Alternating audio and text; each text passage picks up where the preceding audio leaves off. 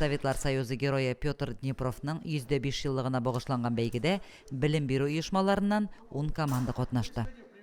Эти годы проходит 16-й год в селе Русский Шуган. В таких играх у нас же тоже были, когда мы учились в школе, были пятидневные стрельбы.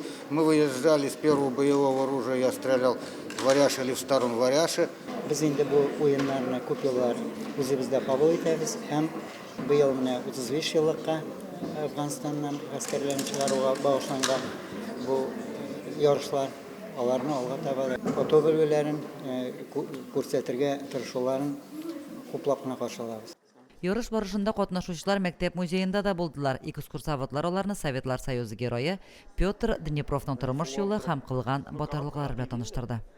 Наше шуганское сельское поселение очень гостеприимное, и поэтому в нашем поселении проходит очень множество различных мероприятий на районном масштабе.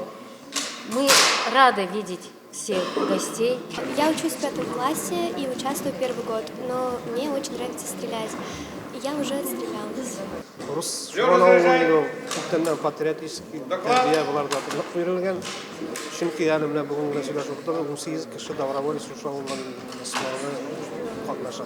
Без инде мәктәп директорлары белән бик яхшы эшләп барабыз. Алар чакырганнар без сразу жүгереп киләләр. Безнең алдылар бик яхшы ярышлар жыл сайын кеше күп җыела, участниклар була. Командалар арасында беренче һәм икенче урыннарны Руш Шуган мәктәбе командалары яулады. Мөслим гимназиясе 3нче урынга лаек булды. Шәхси зачетта кызлар арасында Боланны мәктәбеннән Дина Газымова, Руш Шуган мәктәбеннән Аксения Масалкова, Яңаусы мәктәбеннән Дарья Федосеева җиңүчеләр булды. Егетләр арасында беренчелектә Мөслим гимназиясеннән Рафил Шарифуллин, Руш Шуган мәктәбеннән Алексей Волков һәм Мөслим гимназиясе укучысы Булат Шарипов беренчелеккә керде. Уенда катнашучыларга ГТО нормативлары тапшыру мөмкинлекләре тудырылды. Командаларга грамоталар һәм кубоклар тапшырылды. Лилия Шәймиева, Динар Нурутдинов, Мөслим телевидениесе.